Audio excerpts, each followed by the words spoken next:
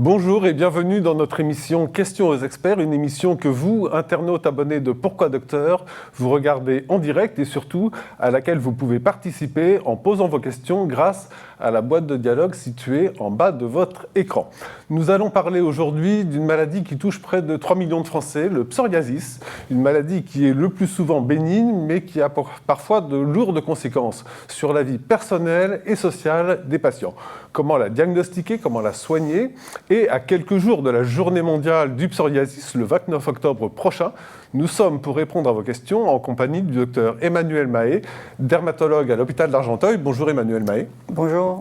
Qui va, durant 20 minutes, répondre à vos questions et à vos interrogations posées en direct.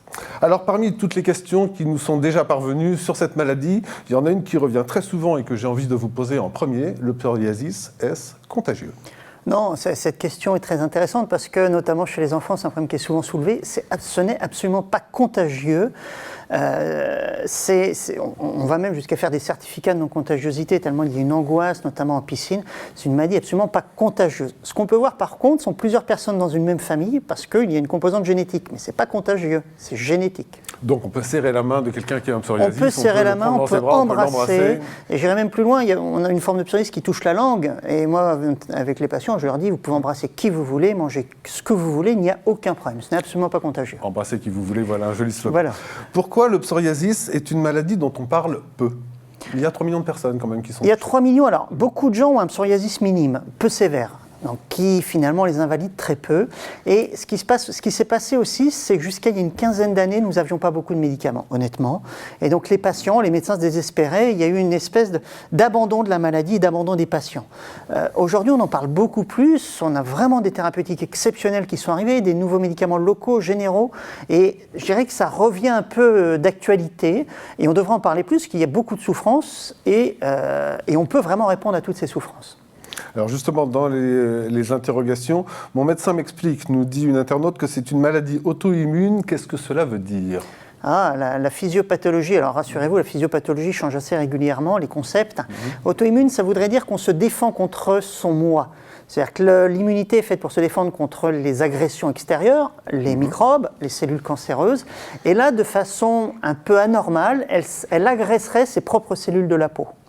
Donc on ne connaît pas tous les mécanismes, donc c'est une maladie inflammatoire. Je crois qu'il vaut mieux retirer inflammatoire qu'auto-immune. Existe-t-il des formes permanentes de psoriasis ? Ah oui, le psoriasis est une maladie chronique. Donc certains patients vont en avoir en permanence, d'autres vont avoir des rémissions avec des rechutes, mais c'est une maladie chronique, donc une maladie permanente. Et moi je vois beaucoup d'enfants atteints de psoriasis, je leur explique qu'ils ont cette fragilité à vie pour faire du psoriasis. Ce qui ne veut pas dire qu'on en aura tout le temps, mais on a des gens qui ont du psoriasis en permanence, notamment dans la forme du cuir chevelu, qui est une maladie souvent chronique. On va avoir une plaque, 2 plaques qui vont durer toute la vie. Attendez de voir comment cela évolue avant de vous soigner, me dit mon pharmacien. C'est un bon conseil ? Non, c'est un très mauvais conseil. Parce que vous allez attendre combien de temps ? Vous allez attendre 1 mois, 2 mois, 1 an, 10 ans ? Certains attendent 10 ans. Non, consultez un dermatologue quand vous avez du psoriasis, il vous apportera des solutions. Il n'y a pas de psoriasis qu'on ne peut pas traiter en 2018. Sur un psoriasis localisé essentiellement sur le visage, est-ce qu'un traitement local peut suffire ? Bien sûr. Maintenant, on a des traitements. Bon, la base des traitements est la corticothérapie locale, mais on a d'autres thérapeutiques, notamment des immunosuppresseurs locaux qui n'ont pas ce qu'on appelle l'AMM dans cette indication, mais qui sont tout à fait utilisables et utilisés en pratique courante et très efficaces et qui peuvent être utilisés de façon chronique. Donc oui, sur un psoriasis du visage, on peut proposer des traitements. Et ce sont des traitements qui s'administrent de quelle manière ? C'est par voie orale ? Alors, ce sont des le crèmes, plus souvent, dans des psoriasis peu sévères du visage, on peut se contenter de traitements locaux. Mais on peut aujourd'hui utiliser des traitements systémiques pour utiliser des formes du visage. Et non pas les critères de sévérité tels que reconnus, mais ce sont des psoriasis qui sont tellement affichants que cela peut justifier d'un traitement systémique, soit par la bouche, voire par injection, quand c'est extrêmement visible, bien sûr. J'ai une autre question là, qui est reproduite par plusieurs internautes. J'ai du mal à faire comprendre que je souffre. On me dit que c'est psychologique et que cela va passer. Non, alors ça aussi, c'est partie des lieux communs autour du psoriasis. Le psoriasis n'est pas une maladie psychologique. Et il y a une vraie souffrance. Et ça, quels que soient les critères qu'on utilise, qu'on étudie, il y a une vraie souffrance autour du psoriasis. On sait qu'il y a plus de dépression, plus d'états anxieux liés au psoriasis. Donc il y a une vraie souffrance. Et il faut que l'entourage en soit conscient. Et il faut savoir qu'il y a aussi une souffrance de l'entourage dont on ne parle pas beaucoup. Il y a une vraie souffrance de l'entourage. On travaille de plus en plus sur ce concept-là. Donc non, c'est une maladie qui fait souffrir, et bien souvent l'amélioration du psoriasis améliore aussi le psychisme, et non pas forcément le contraire. Est-ce qu'il peut y avoir des crises de psoriasis qui seraient déclenchées par justement du stress ou de la fatigue ? Mais le stress, qu'il soit psychologique, qu'il soit infectieux, qu'il soit traumatique, un traumatisme physique, une intervention chirurgicale, tout ça sont des stress. Il faut comprendre que le stress se traduit dans l'organisme par des phénomènes de sécrétion de cytokines, de différentes protéines qui vont favoriser l'inflammation. Mais ce n'est pas le stress, c'est pas parce qu'on est stressé, on est tous stressés, ce n'est pas pour autant qu'on va faire du psoriasis. Par contre, un psoriasis peut faire une poussée lors d'un stress, oui, bien sûr. J'ai entendu dire que le psoriasis ne causait pas de démangeaison, est-ce que c'est vrai ? Ah non, ça non, surtout pas. Alors c'est vrai qu'historiquement, dans nos études, on nous apprend que le psoriasis ne gratte pas, par rapport à l'eczéma. Mais 90% des psoriasiques se plaignent de démangeaisons. Démangeaisons sur une plaque, démangeaisons qui ne sont pas aussi sévères que celles de l'eczéma. C'est rarement insomniant, par exemple. Ce sont des démangeaisons qui vont altérer le quotidien, mais ne sont pas des démangeaisons aussi sévères que dans l'eczéma ou la gale, par exemple, qui sont vraiment des maladies extrêmement dites prurigineuses, quoi. Mais ça démange le psoriasis, oui, bien sûr. Est-ce qu'il y a des analyses qui permettent de savoir si on est porteur de cette maladie ? Non. Surtout pas. Il y a de la génétique qui évolue, on commence à identifier les gènes du psoriasis, mais aucun test biologique ou génétique ne permet de faire le diagnostic de psoriasis. C'est un diagnostic purement clinique. Ça, on se trompe rarement sur le diagnostic. Ce qu'on peut faire parfois quand on a un doute, ce qu'on appelle un prélèvement de peau, une biopsie cutanée, mais ça s'arrête là. Et alors justement, une question qui est un peu aussi sur ce registre-là. Mon médecin me dit que c'est héréditaire, mais je n'ai pas souvenir d'avoir vu mes parents souffrir de problèmes de peau. Il y a une composante génétique. Alors, on peut avoir ce qu'on appelle des maladies monogéniques, c'est-à-dire que le psoriasis va se transmettre de grands-parents à parents puis à enfants, mais on considère que c'est une maladie multigénique. Donc moi, ce que je donne comme explication, c'est souvent les deux parents qui apportent les gènes qui vont donner le psoriasis, ce qui explique que dans 2/3 des cas à peu près, on ne trouve pas d'antécédents familiaux de psoriasis. Mais ça reste une maladie génétique. Et c'est d'autant plus fréquent que le psoriasis est à début précoce. Par exemple, chez l'enfant, on trouve très fréquemment des antécédents familiaux et un peu moins, voire plus du tout, quand le psoriasis apparaît tardivement ou chez une personne âgée. Une question sur les autres traitements. Une personne qui prend des médicaments pour une autre pathologie, est-ce que certains médicaments peuvent provoquer une crise de psoriasis ? Oui, c'est finalement assez rare. Celui que l'on voit le plus souvent, ce qu'on appelle les bêta-bloquants, qui était un médicament qui est très fréquemment donné pour l'hypertension ou par la maladie coronarienne. Mais en pratique, c'est rarement inducteur de psoriasis ou de crise. Et j'irai même plus loin, même si on a le sentiment que ce médicament induit ou aggrave le psoriasis, nous, en tant que dermatologue, on doit essayer de contrôler ce psoriasis par les moyens que l'on a, parce que c'est un médicament qui est tellement indispensable, bien souvent pour le cardiologue, qu'on essaie de s'adapter, en fait. Alors, on a d'autres médicaments, des chimiothérapies, des médicaments psychotropes comme le lithium, par exemple, qui peuvent favoriser le psoriasis. Mais aujourd'hui, on s'adapte finalement à ces poussées. C'est rarement une cause, ces psoriasis induits par les médicaments, d'arrêt du médicament. Une question qui va être probablement très écoutée, très entendue par tous ceux qui nous regardent. Est-ce qu'on guérit du psoriasis ? Non, on ne guérit pas. C'est une maladie génétique, on a cette prédisposition à vie. Mais on arrive aujourd'hui, et on a de plus en plus d'espoir, et notamment dans les 2-3 ans à venir, on va avoir des molécules qui vont arriver, qui induisent des rémissions extrêmement prolongées. On a le sentiment aujourd'hui qu'avec certaines molécules, on pourrait avoir des rémissions de 6 mois, 1 an, voire plus. On ne sait pas, on ne connaît pas les limites aujourd'hui, mais on a vraiment ce sentiment qu'on va induire des rémissions extrêmement prolongées avec les thérapeutiques en arrêtant le traitement. Parce qu'aujourd'hui, on arrive à obtenir des rémissions en maintenant le traitement. On a le sentiment qu'avec les nouvelles classes de médicaments qui arrivent, on va pouvoir entraîner des rémissions extrêmement prolongées. Mais pas de guérison. J'ai une question qui est très proche de celle-là. Est-ce qu'il y a des signes avant-coureurs de l'arrivée d'une crise de psoriasis ?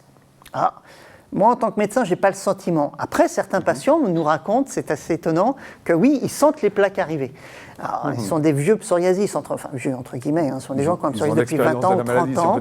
Et notamment, c'est assez intéressant qu'ils ont les traitements systémiques, où on leur dit, espacez, quand ça rechute, vous faites votre injection. Et certains disent, je sens que ça arrive. Je ne sais pas comment ils sentent, mais certains patients, oui, sentent que ça revient. Alors, vous venez de parler d'injection, ça me fait venir tout de suite à une question qui arrive un petit peu plus tard, mais ça peut se traiter par piqûre. Et j'ai une question d'une femme qui a une petite fille de 9 ans qui refuse d'aller chez le docteur parce qu'elle a peur des piqûres. Est-ce qu'il y a d'autres moyens de prendre en charge cette maladie pour ceux qui ont, notamment les enfants, qui ont vraiment une réticence à recevoir une piqûre? Alors, oui. Alors, on a les traitements locaux qu'on doit optimiser, évidemment. Nous avons des traitements par la bouche, plusieurs maintenant, et d'autres qui arrivent. On a 4 molécules par la bouche, donc on n'est pas en impasse pour les traitements oraux. Maintenant, cet enfant de 9 ans, moi j'en vois beaucoup d'enfants atteints de psoriasis, bien souvent avec des crèmes anesthésiantes, on y arrive. Ce sont des injections dites sous-cutanées, donc qui font très peu mal, et c'est vraiment la piqûre qui fait mal. Et avec ces crèmes anesthésiantes, l'enfant ne sent plus la piqûre. Donc quand on arrive à lui faire la première, voire la deuxième, qui se rend compte qu'il y a un effet exceptionnel moyennant finalement peu de douleur, la confiance se recrée et on arrive à poursuivre le traitement par injection. Et l'appréhension disparaît. Voilà, l'appréhension disparaît. Alors, le seul bémol, c'est qu'on fait les prises de sang. Là, c'est un peu plus douloureux, mais on y arrive en général. Alors après, si on a un phobique total des piqûres, on n'y arrivera pas. Bon, on essaie les traitements oraux, évidemment. Je vous rappelle que cette émission est en direct et que vous pouvez, pendant 20 minutes, les 20 minutes que dure l'émission, poser vos questions à partir de la boîte de dialogue qui est située en bas de votre écran. Une question sur un tout autre sujet. Doit-on surveiller particulièrement son cholestérol quand on est en rémission entre deux crises de psoriasis? Non, alors ça c'est un discours qui, personnellement, m'exaspère. C'est-à-dire qu'aujourd'hui, beaucoup de dermatologues, j'ai l'impression un peu avec la pression des lobbies pharmaceutiques, disent que le psoriasis est une maladie, un facteur de risque cardiovasculaire. Donc, il faut surveiller toutes les comorbidités. Non, pas plus. Si vous avez du cholestérol, c'est pas parce que vous avez du psoriasis qu'il faut le traiter autrement. C'est pas un facteur fort, c'est un facteur minime et qui n'a rien à voir par rapport au tabac ou à la sédentarité. C'est un peu d'inflammation qui peut favoriser, mais si vous avez du cholestérol, faites-vous traiter. Ce n'est pas parce que vous avez du psoriasis que vous devez vous faire traiter. Par contre, on a une molécule qui peut augmenter le cholestérol, qui est la citrétine, mais qui finalement est très peu utilisée chez l'adulte notamment. Donc ce n'est pas un problème en pratique. Quelque chose d'un peu proche, en plus des démangeaisons, j'ai des picotements dans les mains. Le psoriasis peut-il s'accompagner de troubles circulatoires, nous demande une personne. Alors, c'est de microcirculation ou de...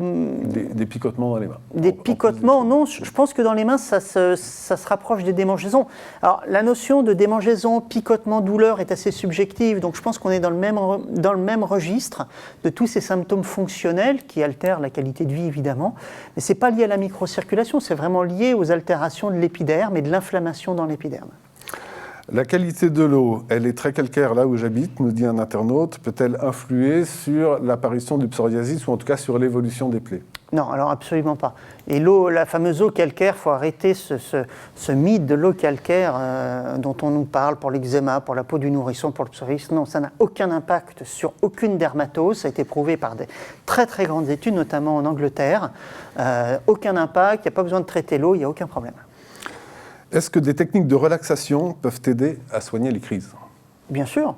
Bien sûr, ce n'est pas un traitement phare, mais certains utilisent l'hypnose, utilisent des techniques de relaxation.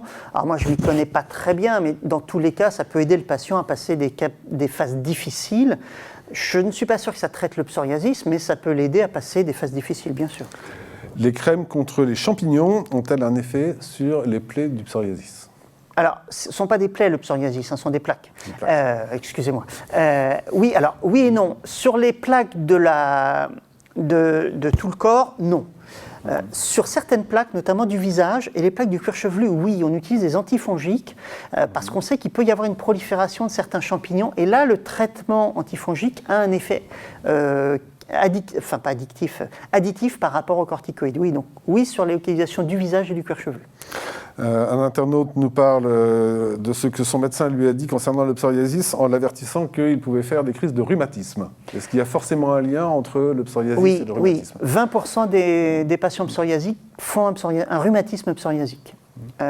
Donc ça augmente cette fréquence avec l'âge, puisqu'on atteint dans l'étude que nous avions menée en France près de 30% à 60 ans des patients psoriasiques qui ont un rhumatisme. Donc oui, on peut avoir un rhumatisme. Maintenant, on ne sait pas prédire la survenue du rhumatisme. Il n'y a qu'un facteur qui clairement été, deux facteurs qui sont identifiés, c'est l'obésité associée au rhumatisme et l'atteinte des ongles. Alors, il est montré maintenant qu'un patient psoriatique qui a une atteinte des ongles a plus de risque de faire un rhumatisme psoriasique. Mais bon, on n'a pas un moyen de l'éviter, donc ça ne change rien dans la prise en charge du dermatologue. J'ai des démangeaisons et des plaques sur le cuir chevelu. Quand je vais au grand air, cela disparaît. Est-ce que cela peut être du psoriasis ? Ah, c'est difficile de faire un diagnostic sur cette phrase. Maintenant, si le grand air, ça allait une semaine au soleil, oui, ça peut être du psoriasis, parce qu'on sait que le soleil fait du bien, que l'eau fait du bien. Maintenant, le grand air, la fraîcheur fait du bien aussi à la peau quand elle est inflammatoire. Maintenant, je ne peux pas poser le diagnostic de psoriasis sur ces simples symptômes. Mon médecin me suggère de faire un régime amaigrissant pour m'aider à guérir. Quel rapport avec la peau ? S'interroge une personne. Alors, il faut faire un régime amaigrissant si vous êtes obèse. Si vous avez un poids normal, il n'y a aucune raison de faire un régime amaigrissant. On a montré clairement que l'obésité est associée au psoriasis, à la sévérité du psoriasis, et que la réduction du poids améliore le psoriasis, améliore la réponse au traitement. Donc en cas d'obésité, oui, on conseille et on insiste vraiment sur un régime amaigrissant. J'ai un psoriasis sous les aisselles. Puis-je me mettre du déodorant ou me vaporiser de l'eau de toilette ? Oui, il n'y a pas de contre-indication. Alors, ce qui est par contre intéressant, c'est de vérifier que ce ne soit pas un eczéma de contact.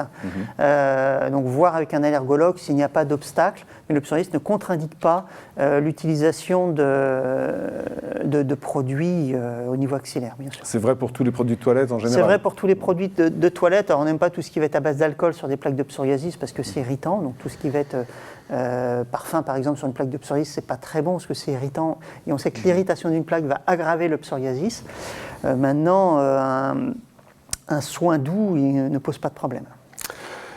Il y a aussi parfois un problème avec les vêtements. Quels sont les tissus, nous demande une personne qui nous écoute, qu'il ne faut pas porter lorsqu'on est sensible au psoriasis ? Alors, tout ce qui va irriter la peau, tout ce qui est synthétique, tout ce qui est laine, à même la peau, est plutôt contre-indiqué en cas de psoriasis et dermatose inflammatoire au sens large.